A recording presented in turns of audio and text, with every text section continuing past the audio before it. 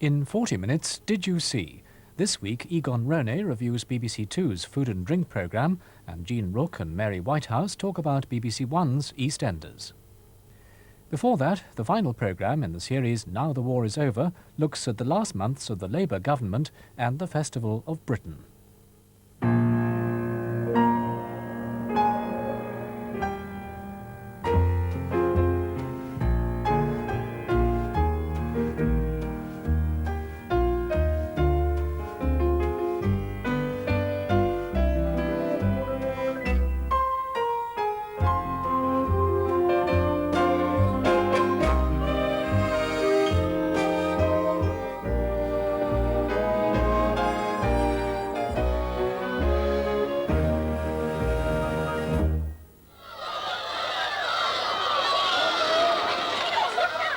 (1950). In the 5 years since the war, the Labour government had laid the foundations of the modern welfare state. In 1945, Labour had won a decisive victory on the promise of fairer shares for all and an end to pre-war social injustice. But as the 40s drew to a close, popular priorities were changing. When I voted socialist in 1945, I was more or less of a blue-eyed boy, and I thought, yeah, we'll all work together, we'll all do our best. But after 5 years of being my own boss and employing people, I realised that people weren't like that at all. It was a case of, as we used to say in the Navy, I care if not what happens to you, Jack, I'm in the lifeboat. First Labour. Today, it does us good to look back and see what we voted for in 1945. The empty promises, the unattainable utopia. We begin to realize that blood, toil, tears, and sweat, with an ultimate promise of victory, would have been preferable to promises of victory first and a double share of misery afterwards. The government was under attack from many fronts. Labour's stiff measures to deal with Britain's precarious post-war economy had become increasingly unpopular. Now, Labour needed an antidote to austerity. A Festival of Britain was planned. Its showpiece would be an exhibition and funfair on the south bank of the Thames. Commemorating the centenary of the Great Exhibition of 1851, the festival was to celebrate Britain's recovery from the war, to bring a glimpse of a bright future, and to act as a tonic to a flagging nation. Perhaps because we in Britain live on a group of small islands, we like to think of ourselves as a family. And of course, with the unspoken affection and outspoken words that all families have. And so the Festival of Britain is a kind of family reunion. So let us take a look at ourselves. The nation was becoming rather frighteningly passive, and people were retiring into their own home life. They were doing things as best they could at home. They were getting back to their families. And there was a tremendous apathy, a tremendous withdrawal of leaving everything to the government, and people, particularly like Herbert Morrison, wanted to use an opportunity for really stirring people up and saying, this is a great country, look at all the things you can do, and look at all these opportunities.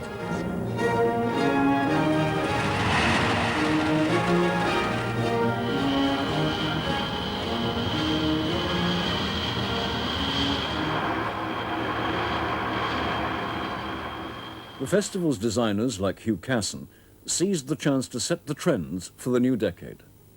We all had rather, I suppose in a way, naive ideals that England could be better and was going to be better, that the arts and architecture and music and parks and healthy air and Jaeger underwear were in fact the keys to some sort of vague utopia. The minister in charge was Herbert Morrison. He had his own ambitions for the festival. He didn't want it to be a them and us affair. He wanted the teaching side of it, which there was about science and so on, and the serious side of it to be played down and to be a great deal of jam spread over the pill, you see. Part of the fun was to bring Roland Emmett's Punch cartoon to life. They thought that this paper railway of mine in Punch could be built full size to take people around this forthcoming Battersea exposition. 2 days later, we had another phone message that The designs had been approved in principle, and would we go round, the thing was on. Emmet's Railway was an affectionate look backwards. But the past didn't always fit into Labour's bright new Britain. Old ways were threatened by high taxation, and for many, the days of pre-war privilege were now just a memory. Before the war, during the 1930s, there were 2 Rolls-Royces, a Standard 7 and a Baby Austin. In the house, we had a resident cook, a parlourmaid, a housemaid, and a daily maid who came in to help them. There was a gardener and a garden boy, a groom and a strapper, and I was sent to Eton. Now, my mother's income at that period was £800, and it was all managed on that. Naturally, the house was shut down like most other people's country houses during the war. One hoped it would open again later on and the servants would come back, but they didn't, of course. They'd all had their taste of freedom. The biggest thing we couldn't get was servants to run the house. It had had a big quota of indoor servants and outdoor servants in the stables. And there wasn't anybody. People had felt tasted freedom during the war, and they were not coming back to domestic service. The whole family's coupons had to be collected to buy materials to mend the curtains and to recover the chairs. But of course we couldn't get the same materials. Everything was on a rather low standard. And then we had dear old house carpenters and village carpenters who were longing to put up shelves and all that, but they couldn't get any wood. With their lovely grounds, the great houses are the treasures of our countryside. Around them, through the centuries, village life has centered. Today, it's a ceaseless struggle against crippling taxes and high costs to ward off the auctioneer's hammer. The Fairfax Lucy's home was saved by the National Trust, but the takeover wasn't popular with all the family.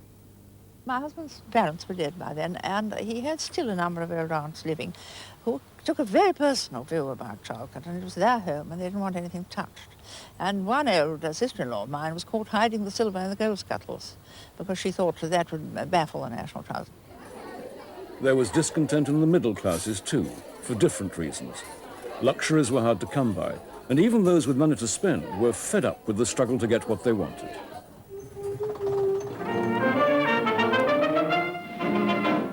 They're out of sorts in Sunderland and terribly cross in Kent. They're dull in Hull and the Isle of Mull is seething with discontent. They're nervous in Northumberland and Devon is down the drain. They're filled with wrath on the Firth of Forth and sullen on Salisbury Plain. Hooray, hooray, hooray, suffering and dismay. There are bad times just around the corner, and the outlook's absolutely vile.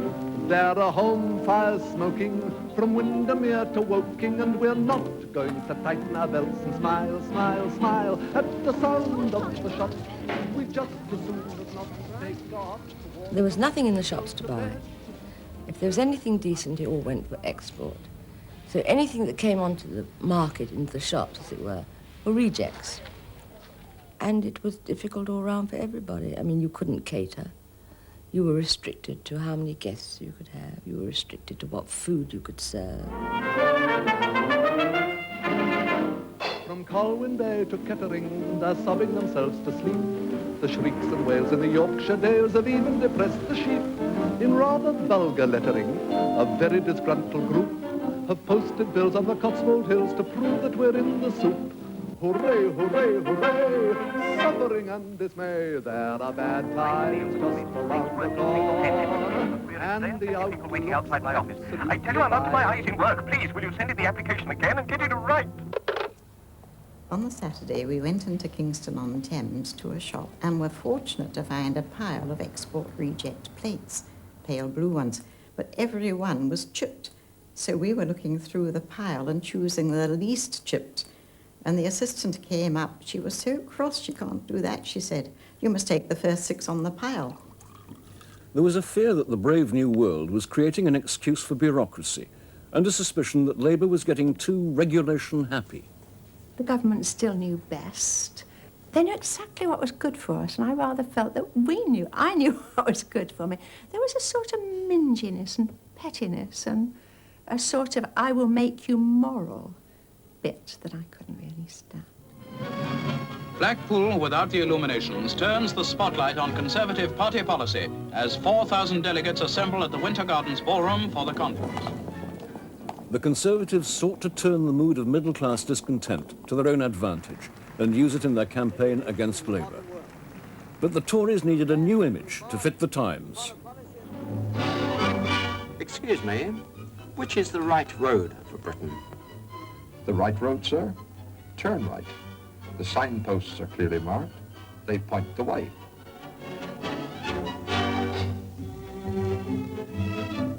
We felt that it was a party that lacked a social policy, that lacked really an understanding of the needs of modern Britain, and really derived from the earlier part of the century, and in fact was philosophically, so to speak, out of date. Party chairman from 1946, Fred Woolton, was the architect of the Conservatives' post-war revival. He insisted that the party must have less posh candidates and more people from, you know, ordinary walks of life. And one mustn't sound anti-snobbish about this, because that would be stupid and would be very much frowned upon by dear old Uncle Fred.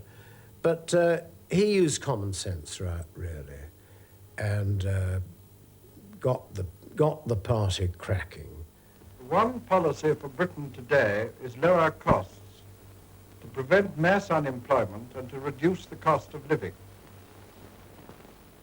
Rab Butler developed the party's new look policies, stressing that the Conservatives were no longer the party of unemployment. We repudiate any suggestion that the deliberate creation of unemployment is necessary to maintain high production and industrial discipline. Conservatives want to maintain full employment. They want to safeguard the social services. They want to keep up the standard of living. Hello, dear. Been overtime this week. We accepted that the progress which had been made by the Labour government, despite all the controversies, in bringing into being the welfare state, and particularly the health service, was something which was not only inevitable, but, as we said at the time, Rab said at the time, I remember, was a most important development in the social affairs, social structure of this country. Only the right road can lead to the survival of Britain as a free and independent nation, and give to every man, woman and child the chance to make the most of life. By life, Conservatives mean the British way of life, with its respect for, but not fear of, the law, its neighborliness and friendliness, and of course, its family life.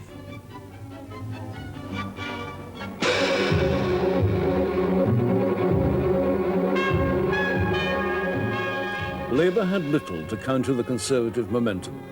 The last big industry on the agenda for public ownership was steel. Unlike coal and the railways, it was still solvent.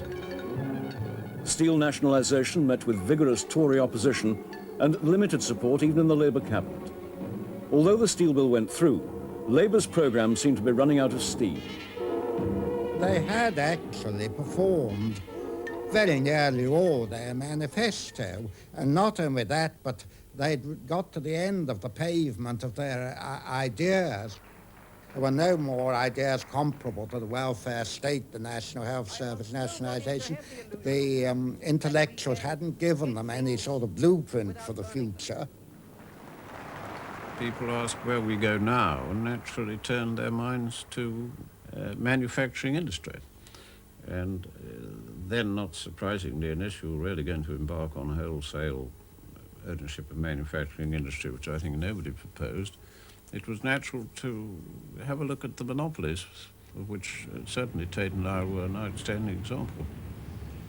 But Britain's biggest sugar firm didn't see the need for state control.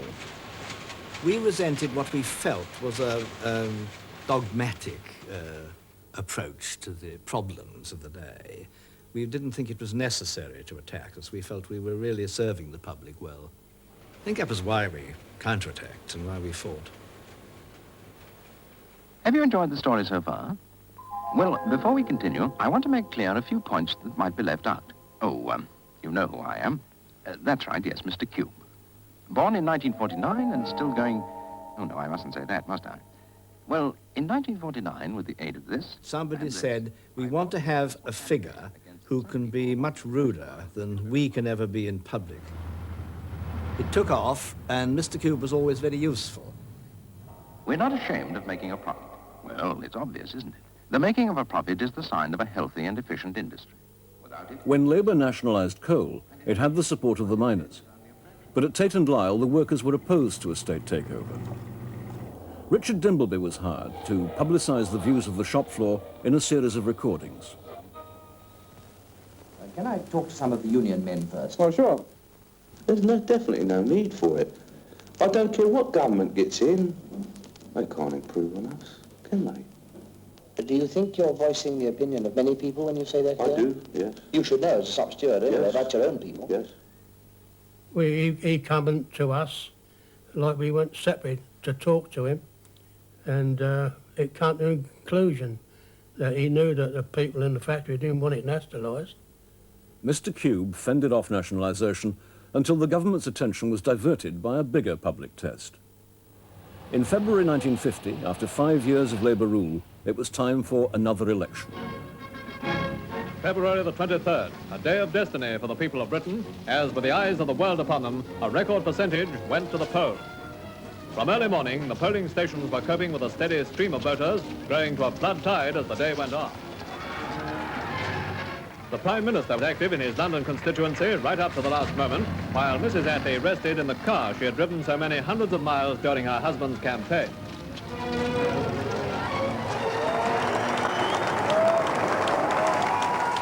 The election was close run. And from Kingston, one of the first Conservative gains.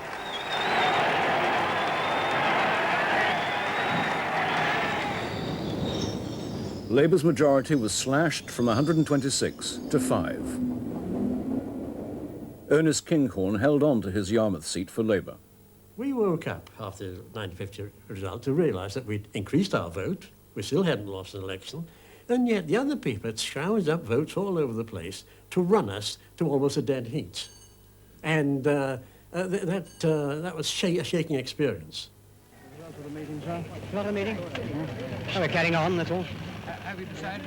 That rather great man, when he was returned with a rather smaller majority, is reputed to have said to his cabinet, look, up till now we've had a large majority and the right to put through revolutionary measures. We've now got a small majority and we have a right to govern the country, but not to have a revolution. Even just keeping going had its problems. Right from the start of its second term, Labour, with its tiny majority, was under attack, not least from its own left wing. The government had kept its 1945 promises. The left wanted more.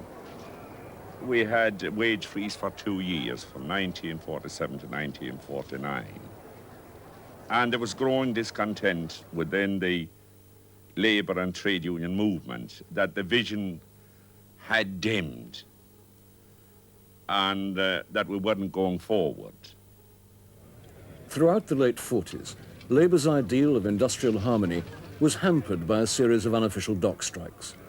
Dockers' militancy was fueled by years of archaic terms of employment, untouched by post-war reforms. London docks are still. Nearly 200 ships are idle. Instead of the daily bustle, there is only silence. A nation's commercial lifeline is threatened. With its export program threatened, the government sent in the troops and invoked the wartime law known as Clause 1305. And what it effectively did for the duration of the war, or tried to do, was to prevent all lockouts and all strikes.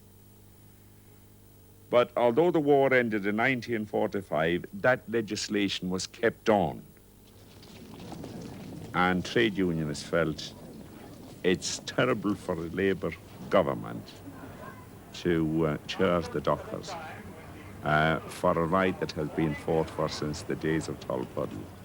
At Bow Street, dockers wait as 7 men, 4 from London and 3 from Liverpool, are accused of conspiring to incite dockers to take part in illegal strikes. The dockers' cause was taken up by many other trades unionists, outraged by a Labour government denying them the right to strike. Workers from the nearly completed festival site prepared to join the protest.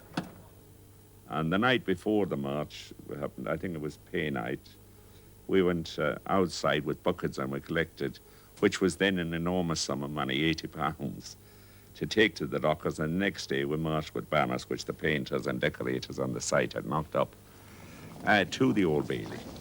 We had marvellous demonstrations, thousands and thousands of us. We bought army balloons, and on the balloons we put clause 1305 must go. And all of a sudden we heard the clip, clop, clip, clop. And there they were, the Cossacks. Way they was coming down and started to push us all over onto the pavement because we were so dense. The next thing I saw was policemen's helmets flying and the coppers had been unseated.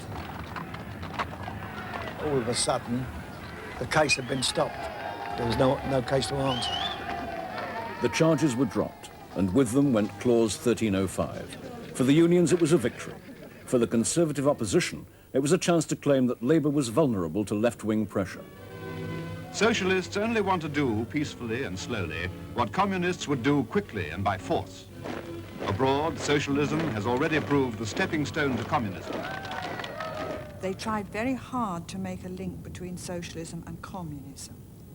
You didn't want to be called a socialist because that immediately links you to all these communist ideas. You wanted to be called the Labour Party, which linked you with work, which was a good and a moral thing. And also other factors came on the scene. A major division between what might be described as the left and the right developed in the Labour movement. And the Cold War, anti-Sovietism, anti-communism surfaced very much as well. This heavy armament factory in Washington is now reported to be going at full blast, forging big guns for the American Navy. It's just one item in the vast expansion of defensive preparations forced upon the Western world. The Korean War brought another crisis for Labour. Under pressure from America to lend support, Britain was on the verge of another major war. 5 years after VJ Day, the people of Britain come to grips once more with world aggression. A cabinet meeting on rearmament brings Mr. Strachey to number 10 with army estimates. Lord Alexander is followed by Mr. Bevan, worried about threatened economies. The cost of rearmament and its effect on social spending split the cabinet. Nye Bevan resigned, and Harold Wilson with him, another blow for Labour. For ex-servicemen, there was the prospect of recall. The most recently demobbed received a Z notice. The first of some 230,000 Z reservists recalled for 15 days training went to various camps, including those at Weybourne and Stookie in Norfolk. Z notices were almost as bad as your calling up papers. You opened them up and it told you to hold yourself in readiness because at any moment you might be called back into the armed forces. And of course they had you all organised. You still got your army numbers and all the rest of it. Here's the view of one Army Z man. I've only been out the Army 5 minutes and I think it's a bit thick having to be called up again. And a wife on the subject of her husband's call-up. Well, I think it's a shame, just as we're settling down and raising a family. I believe you were in the Army. I believe you were in the Army. Yes, what do you that's think right. about doing 15 days in the services? Well, personally, I think it's absolutely ridiculous. The worst blow dealt to the government by the Korean War was the crushing effect of American rearmament on Britain's economic recovery. The American government decided to build up huge war stocks. They bought on a huge scale all over the world and forced up prices of raw materials, things like rubber and tin and wool, you know, 100, 200, in some cases 300%. The Korean War really was the last great spanner in the works because it broke out at a very late stage in our preparations. And for instance, on the Festival Hall, we had, it was designed in steel. I had to go and tell the architects to take 1,200 tons of steel out of the design at quite a late stage. In spite of difficulties, in May 1951, the Festival of Britain opened, a welcome diversion in a year of crisis.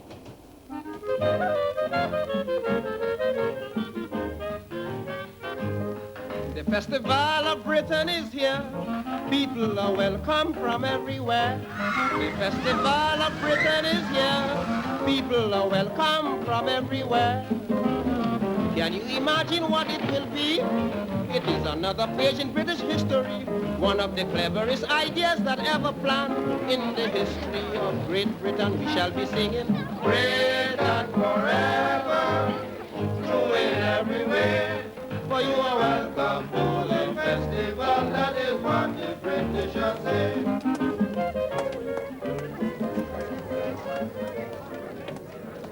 The festival was a hit. It ran for 5 months and attracted over 8 million people.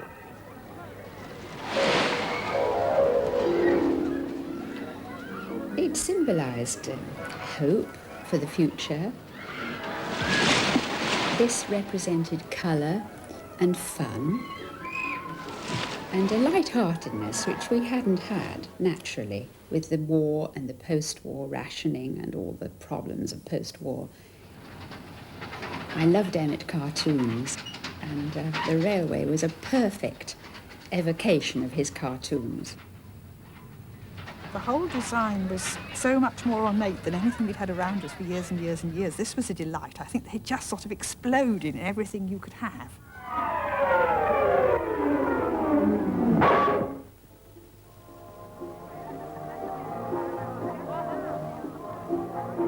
A trip to the festival was a day out and a chance to forget austerity.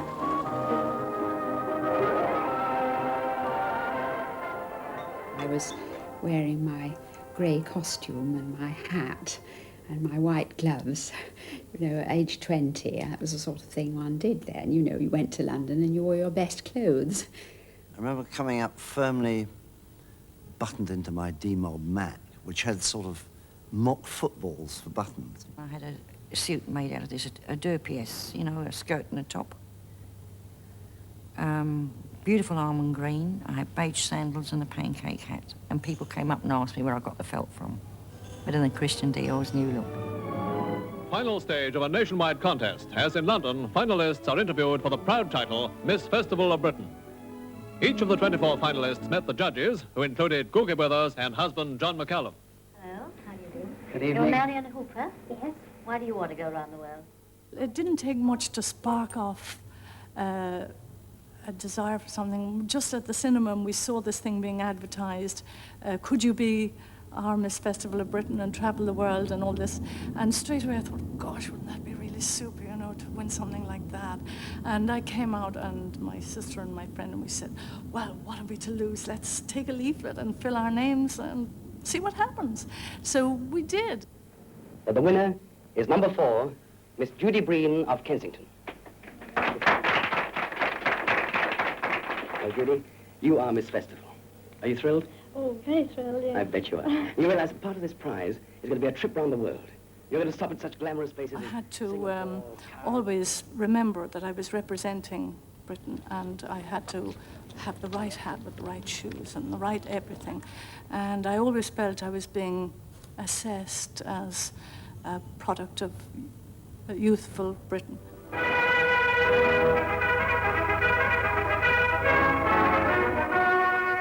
As well as glamour, the festival was full of new technology and new excitements.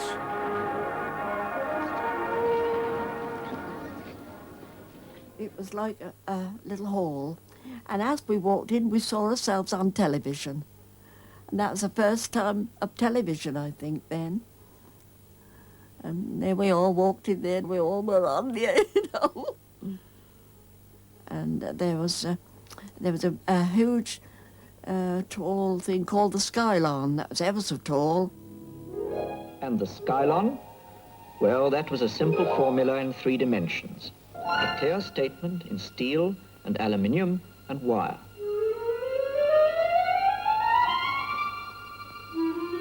Every part of it did precisely the job it was designed to do. And what was that? Why, simply to hang upright in the air and astonish. It looked like a glorified cigar with lights. Weird-looking thing, and it was braced. And the Dome of Discovery, well, it wouldn't have been out of way if it had been for science fiction, you know, with little men coming out of it. And That was futuristic, wonderful, exciting, frightening, everything. There was a new password in the air, and the word was cybernetics. Machines that could control themselves. Now, the tortoises were cybernetic machines, and they were the brainchild of one Dr. Gray Walter. And they trundled about in an engagingly prehistoric way, avoiding each other, and when they were running out of juice, they would go back and feed at the fuel source. They would plug themselves in at the power points, charge themselves up. We still thought we were top dogs in terms of making things and producing things and designing things. One was aware that something new and radical had happened in terms of designs, but simply because it hadn't been seen before other than through war inventions. The rest of it was a bit boring because it was very schoolish. There was endless photographs and things that people had made, our wonderful craftsmen, and our this and our that, and things from the Commonwealth. And it was all displayed on great big boards, and you looked at all that, and then you went round a corner, there was another lot you had to look at, and another lot you had to look at. You felt you were being got at and educated all the time.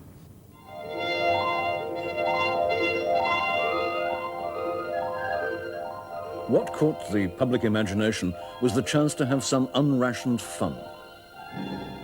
We were very keen to have open-air dancing in the evenings, and people came even in the rain.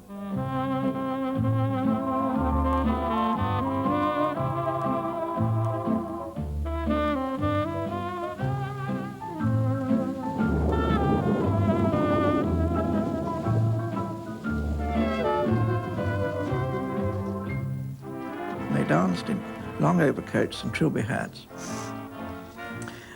to Joe Loss on the rain-soaked pavements.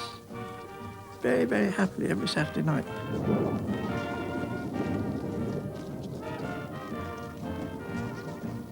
Not everyone found the festival an unmixed celebration. A number of us gathered in Dick Crossman's flat in order to go there as a party. And I remember Crossman saying, "The days of Labour privilege are drawing to an end." We had a fairly strong feeling that this was something of a swan song. The festival was a distraction, but not a solution to the Labour government's problems. At the end of the day, people took home with them a sharpened sense of new possibilities. The festival made them impatient for their share in the bright new Britain they'd glimpsed, and which no longer seemed so far out of reach. Andrews, the ironmonger, had got something new. He had red plastic bowls, beautiful, bright, flexible objects. Absolutely marvelous. And we took those back, and indeed it looked beautiful, this sudden bit of color in the kitchen with the sunlight shining on it. So my father decided that we were going to have a television set, which not very many people had in those days. And my parents went to look at it, and it seemed an enormous sum of money because it was £100. And my mother was very worried because she didn't really know quite how she was going to pay for this television set. But it was the first time that they had anything on hire purchase. Although there was more choice in the shop windows, it was too late to help Labour's image. Austerity was the fault of the socialist government, everybody told you. And my parents told me that, of course, it wasn't. But that's what everybody said. It was blamed very firmly on the government, that it was the government's fault. Austerity was associated with the Labour government, and people began to feel that it was time that we broke free of the restraints of that period. And the Festival of Britain seemed to coincide neatly with that feeling because it opened people's eyes to new possibilities and a sort of glorious world in which we were free of coupons and ration. It's a sellout for the paper boys as a general election suddenly looms in sight. In September 1951, 10 days before the festival closed, the strain of Labour's tiny majority finally grew too much. Attlee called another election. Even by the fireside, the excitement of great events in the making charged the atmosphere, as one by one results were marked up. 694, G.F. Greenbank, Conservative and National Liberal, 12,527, J.S. Snowden, Liberal, 5,565. I was sitting near the fire, so it must have been a coldish day too, and very dim. And I was filling in the results as they came through, and I was getting very, very het up. I've been colouring them in all down a big Times map, and the map was all going blue, and the worst was happening. And of course, radios were active everywhere. They told a tale of slow but steady Conservative improvement. The gains grew to 20, sufficient turnover of seats to unseat the government and to give the Conservatives a working majority. We were in the town hall there early in the morning, and the votes were brought in. And it went on throughout the morning. I assumed I'd won until about the last 2 or 3 minutes. But then there were 2 bundles of papers, which are left on one table there where the Tories' votes have been put. And I looked at mine, there weren't any bundles left. And those 2 bundles decided my fate. They came out, and I'd lost by 1,000 because the Liberal vote hadn't come to me as it came to the Tories. I was both at Wembley Town Hall for a period and Willesden Town Hall. And for the Conservatives, there was an atmosphere almost of euphoria. We've won, we're back. And for Labour, there was an atmosphere of depression, and a fairly deep depression. And it wasn't just that the Tories had won, but amongst a lot of the active people, it was, we let them win. Conservative candidates and workers indulge in a little legitimate jubilation. Well, ladies and gentlemen, there's only one thing I can't possibly say now. It's 3 cheers for Winston Churchill. After 6 years, Labour was ousted. The Conservatives had a majority of 26. There wasn't any philosophy or alternative policy they were voting for. It was just that they'd had enough. I think they'd almost got to the point where they took all we got for granted. All the new welfare state, well, it did. I don't know how it settled in so quickly in 5 years, but it did just become part of our lives that we assumed was there forever.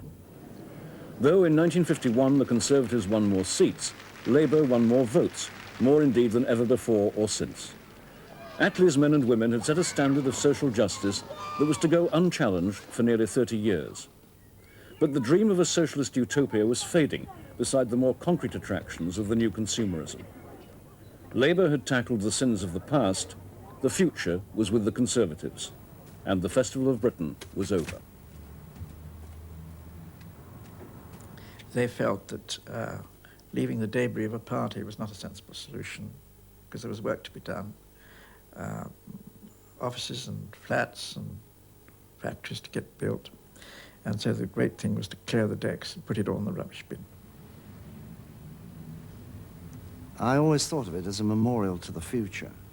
It seemed to me that there was a whole lot of past one should turn one's back to, and here was the beginning of something quite fresh and new. I had the job because I became Minister of Works in the end of 1951. The thing was still up, of knocking it down. And the Labour Party, I think, would rather like it to have been kind of permanent memorial there, sort of thing. Well, Winston didn't like that. And so I'm afraid I was the bulldozer, really.